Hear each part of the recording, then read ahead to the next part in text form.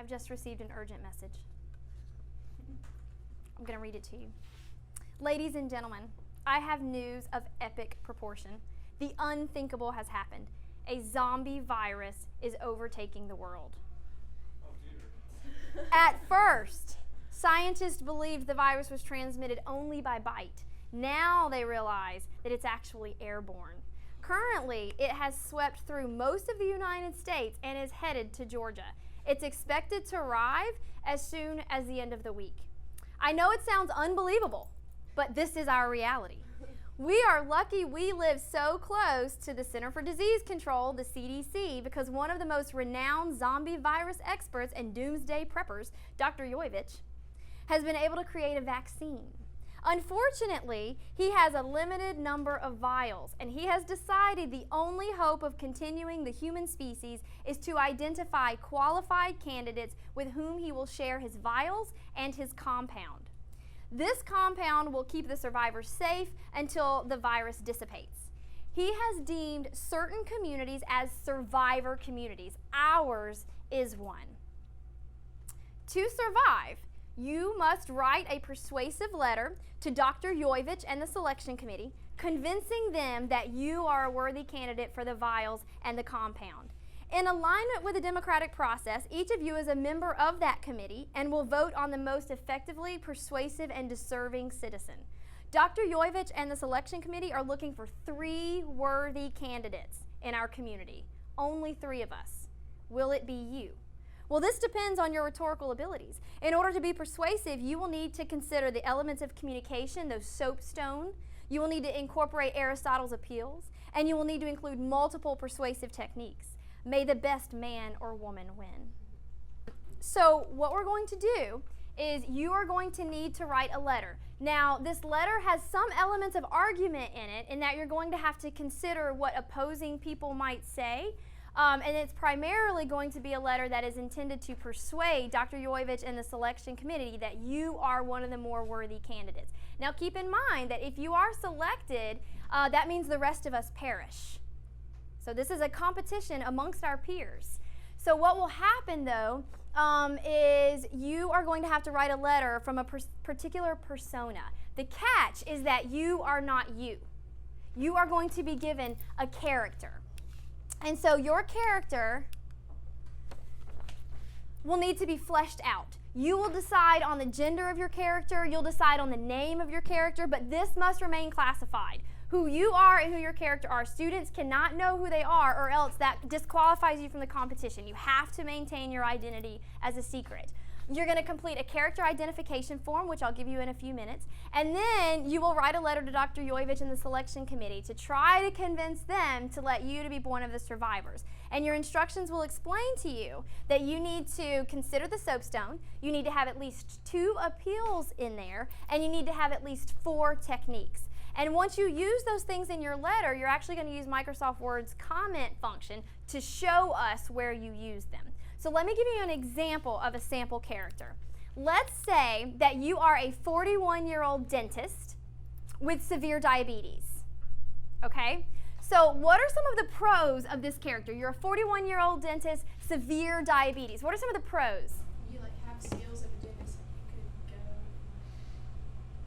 clean people's teeth and all that. Okay, so dental hygiene might be something we want to carry with us into this new world. What are some of the other pros, Bernadette? You have medical background and medical knowledge. Ooh, because dentists go through med school, correct? So they have medical background. That's good. Madison? Well, he's 41, so he's been on the earth a long time, so therefore he has experience in different things other than just dentistry. Ooh, life experience. Good. Caden? He can pass his training on to other people. He could teach other people these really important skills, and I guess he's young enough that he's still got some time to teach people. And he has surgical skills too. Surgical skills as well. Like, he has a plethora of valuable skills that we could use. Now, what are some of his cons that he's going to have to contend with? His selection committee is going to see some pretty obvious struggles here. So what are some of the cons that he's going to have to address and consider? Hammett? Diabetes can lead to blindness and the need for amputation, so that would be a problem. Okay, so there can be severe health complications for someone who struggles with diabetes. He's 41, so he's not as young as he could be. Ooh, he's 41. So while he's still young to some degree. He's probably not one of the youngest people involved in the application process. Manny.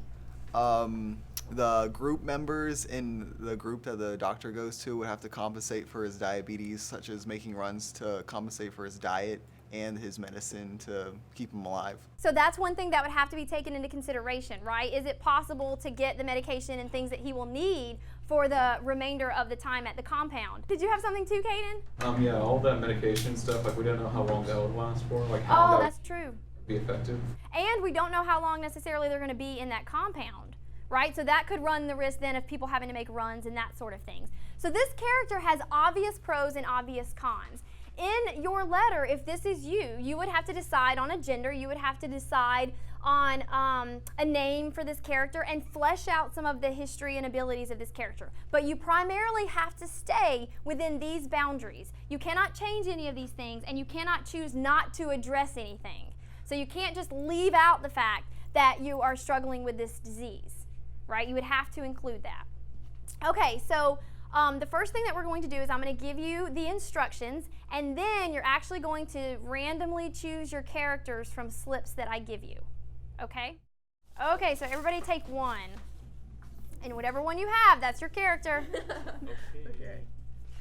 Oh gosh. And then as soon as you get your character, go ahead and start brainstorming. I suggest the pros and cons list. So you'll need some notebook paper, or you could also start on the back of your instruction sheet. In the zombie apocalypse writing assignment, the students are asked to take on a persona, so they're given a character's traits, and it's usually an age, and then two other traits. One of them tends to be a strength, and one of them tends to be a weakness. And the students are asked to flesh out this personality and compose a letter to Dr. Yoyevich from the CDC and the selection committee, and convince them that they should be members of they should be the survivors. And so they have to use those skills of rhetoric. They have to use those appeals and those techniques. And metacognitively, I have them show me what they've actually learned by using Microsoft Word's comment function to annotate off to the side where they've used those appeals and techniques. I have them annotate often. Like I said, for metacognitive purposes, just to have the students thinking about their own thinking. Also, just from a logistical standpoint, it makes it easier for me to grade their writing when they point out to me the things that they've done instead of it being like a treasure hunt and me trying to find it. It also helps me see where there might be misunderstandings in their thinking. So if they identify something that they would consider maybe to be an ethical appeal and it wasn't necessarily so, that gives me an opportunity to talk to that individual student, or maybe the class as a whole if it's something that I saw in more than one person's essay, about where that error in thinking is. Now that we have typed our final drafts and we've made those comments off to the side to annotate the work that we've done in terms of finding our techniques and our appeals, to demonstrate our understanding of rhetoric, what we will do at each table, each one of you is a small selection committee for now. And so every table has been given a number of essays to read. So you're going to read these letters and within your table have good in-depth discussion about the rhetoric of each of these letters. Is this one a good candidate? Why or why not? Try not to pay so much attention necessarily to the traits that candidate was given as much as to the rhetoric, the way in which they use the information that they have and the way in which they're trying to persuade their audience and make their arguments. Because after all, this is a lesson in rhetoric, not the things that were handed in life, right? So in your tables, talk about each one of these letters. You'll read them silently. We'll have a couple of minutes to do that. And then you'll talk about each one and narrow it down. And every table is going to narrow it down to 2 finalists. We will read those finalists aloud as a class. And then every group will have ballots for each individual. And you'll all vote on the one that you think was the winning one. And the ones with the top 3 votes are the ones that will be our winners. And the rest of us will simply perish. Okay? Any questions? All right, so let's go ahead and read the first one. Make sure everybody in your group has the same first one. Let's go ahead and read the first one silently to ourselves. You may write on these if you want to take some notes. So once your group is finished reading, you guys can go ahead and start talking about it. Okay, so in this essay, Which one? the Claudia Bernia, Brene. she starts off and Right, gets thoughts right to about the this point. one? She's like, Talk you it should out. choose me to live in your community. And I think that was a strong point just to come on very like Into direct. the subject and purpose. Yeah. Like to Cool, but I know it may not seem like much, but I can still do this, this, and this. she still has a lot to bring to the table. She also uses like community a lot. Like it's excessive. Yeah, like It 2 or kind of 3 draws times. away from her argument. A little It's It's bit. distracting. The whole diatribe about being a young person is better than being an old person felt a little extra in there. Yeah, it's not necessarily the case. So it was almost just like it wasn't needed. She also really depended on the fact that she has a GPA of 3.95 to try Yeah. to be like, look at me, I have an education. Yeah. Yeah. Let me in so I can educate other people, and she used that as a main pillar for her argument that wasn't But, really like- that And it strong. sounded really redundant too. We like could she use kept- a teacher instead of someone just not even graduated high school yet. Yeah. Yeah. She didn't really like address the counter argument there by Yeah. saying like she may have like book smarts, but she doesn't have a lot of life experience. All right, come to a stopping point on this first letter. And then when your group concludes that discussion, let's go ahead and move to the reading of the next letter. Make sure you all have the same letter. You're all reading the same one at the same time. So one of the benefits of the way that we choose the survivors for the zombie apocalypse letters is that students know that they're going to read one another's writing. And I think that holds them more accountable, and I think it makes it more likely that they're going to turn in quality work, not just because I'm grading it, but because they know that their peers are going to be reading this. And eventually we will know who the identities are for each of those individuals. And so I think it encourages them to turn in their best thinking. Once you see that your group is finished, go ahead and start discussing it. Remember that we're looking at the quality of rhetoric. All right, the first thing I noticed, although it's later in the paper, is he uses the same exact appeal that this girl Claudia did. Unlike older candidates, I'm young, agile, physically fit, and ready to work. But in his paper, his use of rhetoric made it a more logical appeal. Yeah, Yeah. and he said it like much nicer. Yeah. I liked Also, that he complimented the audience. I like in his very first sentence, he like has a title, makes him seem credible. He's in the Navy. He's I don't know what that means, lieutenant. yeah, Lieutenant yeah. something, J. So he has an actual title. Yeah, that just builds on his ethical appeal. And like where he says, "I'm very dedicated to serving my country," I feel like that like really helped him too Oh yeah. to establish.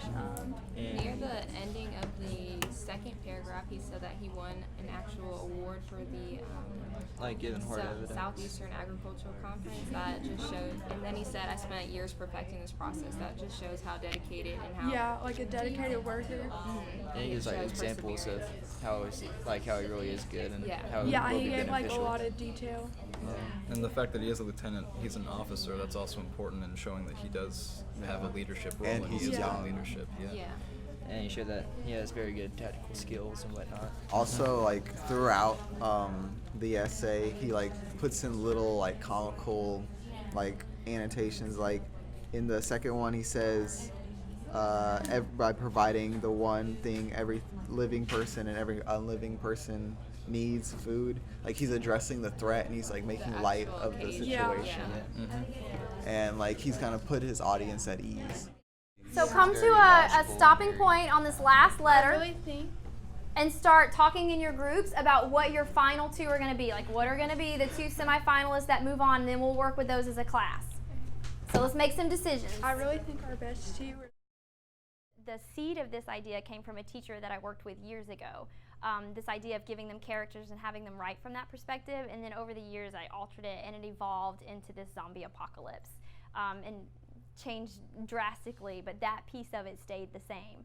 And so I think it's important that, and I really enjoy the fact that the students have some sort of strength and some sort of what might be deemed a weakness, because that's just true in life. And so it gives them an opportunity to think about how we do have to think about our weaknesses in terms of the strengths that they might bring to us. So, you know, maybe you have somebody who, I don't know, I think one of the characters has a learning disability. I think it's a senator who has a learning disability. So that person obviously has good leadership skills, and they must have a lot of charisma to have been elected as a senator, but at the same time they struggled with a learning disability. But the fact that they were able to be successful enough to become senator would mean that this person had to overcome obstacles. And so I just think it's important and valuable for students to think about life in that way. And also, it really helps prepare them for the concept of writing argument. Because when you write argument, you have to think about not only your own side and not only the pros, but you have to be willing to acknowledge what the other side might counter with and what weaknesses they might see in your own argument and be prepared to refute that. All right, I'm going to come collect those final two. So give me one copy of each.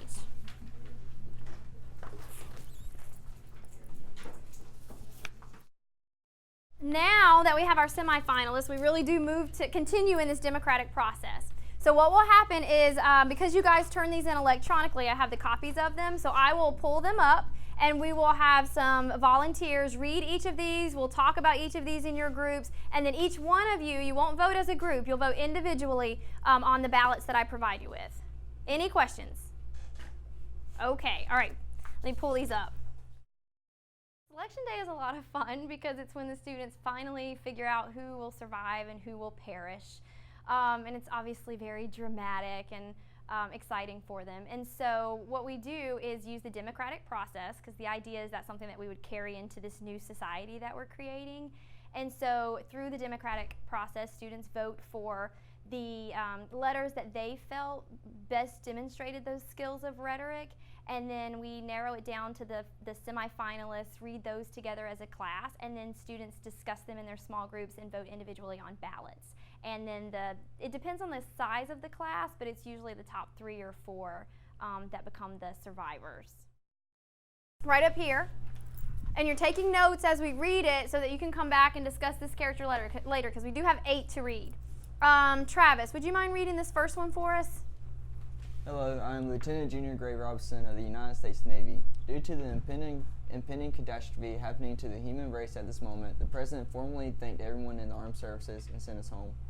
However, I am very dedicated to serving my country and the world, and I am not yet willing to succumb to the situation. I'm a healthy 26-year-old male who enjoys gardening and modeling historical battles. I recently heard the broadcast about the vaccine on CNN and rushed to submit my application. The selection committee is made up of intelligent men and women. There's no disputing that. So I hope you will use your powerful brains and come to the decision that I'm the right choice. I enjoy gardening. I've been doing it since I was a small child, and so I know plants. I know how to grow them, how to care for them, how to tell a Japanese magnolia from a southern one. I can contribute to your operation in an astounding degree by providing the one thing every living person and every unliving person needs: food. I know how to grow every kind of fruit and vegetable: apples, oranges, snap peas, peppers, squash, cucumbers, tomatoes. Last year, my 4-pound Rome tomatoes won the Southeastern Agricultural Conference's Mater of the Year. I spent years perfecting the process. I eventually figured out a unique way to get the tomatoes to award-winning quality. This is one of many examples of my intelligence and patience. All right, let's pause there for just a second and jot down any other notes that maybe you didn't get.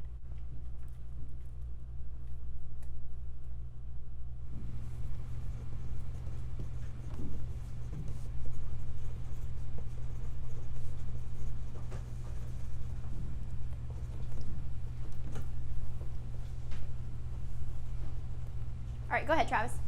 Another and perhaps just as useful way I can contribute is my leadership skills. I served in the U.S. Navy for 4 years before the world took a turn for the worst. This zombie scenario may not be much different from that. If I can lead a team of people across a hostile country after disarming a bomb, I can lead the human race through this. I hope you, Dr. Yorevich, and the rest of the selection committee made the right decision to preserve the human race. I wish you the best of luck. All right, finish up any notes that you have about your impressions of this gentleman. Remember, we're paying attention not only to his characteristics, but also to the rhetoric. One of my policies is that we write until it's right. And so that also encourages them to turn in better quality work from the beginning, because they know that if it's not the quality that I'm expecting, then they're just going to get it back and have to do it again. And at the beginning of the year, that can be a very timely process as they try to figure out what it is that I expect from them, but it gets much easier as the year goes on.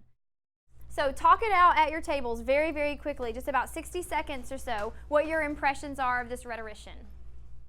All right, come to a stopping point. We're going to move on to another one of our top letters. Sarah, would you mind reading this one for us? I believe you and the selection committee should choose me to live in the Survivor Community Compound. The Survivor Community Compound could benefit tremendously from the skills I have. I'm a 16-year-old girl who is still in high school. My intelligence can also be used to help create new ideas and supplies for the community. We aren't going to be able to leave the compound, so we will have to use what we have to make our supplies. I'm creative and intelligent, so that will help a lot. Now that we've read all 8 letters, we have to make some decisions. So remember that we're looking not just at the traits that that person was given, but we're looking at the quality of their rhetoric, because ultimately that's the purpose of this assignment. But in order to keep in line with democratic processes, we are going to need to narrow it down to 3 individuals. Each person will narrow it down to the 3. So in the middle of your table, you should have an envelope. Each one of you needs to take out a ballot, take a couple of minutes, really think about the 3 people that you're going to nominate and write those characters' names. Once you're finished, just fold it and slide it back into your envelope.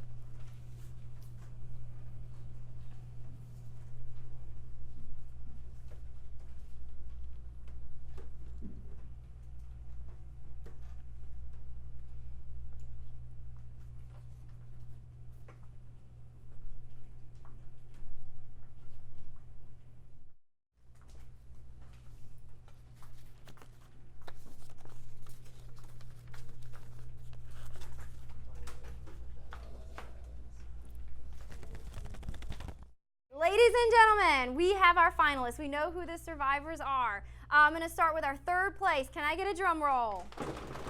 3rd place goes to Gloria Longfellow. Who are you? Stand up. Oh, it's Sam. She was the 39-year-old engineer with violent tendencies. Good job, Sam. All right, drum roll. 2nd place goes to Jonathan Stockington III. Stand up. 20-year-old college dropout who is technologically savvy. And finally, our 1st place goes to, drum roll, Lieutenant Junior Grade Michael Robertson. That's me. Ah, military officer with the failed mission who enjoys gardening. Very nice. Give everybody a round of applause. Okay, so let's talk about why these top 3 made the top 3. Does everybody remember these letters? Why did these top 3 make the top 3? What did they do that they did well? Give us some examples. Jane? Like personal stories in their letters. Okay, so they use the anecdotes. And what kind of impact does that tend to have on an audience when you can use a personal story, when you can pull in an anecdote? You can relate to it and understand what they're talking about. It absolutely makes that character more relatable, right? It makes them more human too, doesn't it? Which is something that we would want since, you know, the world's being taken over by zombies. Hammett. Like, they took their negatives and they either spun it to make it into a positive, or they negated it and tried to say, like, I can overcome this and become a bigger contribution than any other person on the planet. Very good. So they were able to use their rhetoric to take what many would perceive, the opposing side would perceive as a negative, and they were able to sort of refute that by trying to turn it into a positive and pulling out the strengths that could come from that. Chance? They used a lot of compare and contrast, which was especially important since you're trying to get yourself chosen over everybody else and you're comparing yourselves with them. Absolutely. Very good. Anybody else? Anything else that you thought was really impressive? Paula? It helped because there were confidence, because in this case, they need it because they need to be assertive. Good. And some of you had mentioned too that you noticed that some assertiveness on the part of the author, which is something that you want, because which appeal is that going to be if you come off as assertive and confident? The ethos. Very good.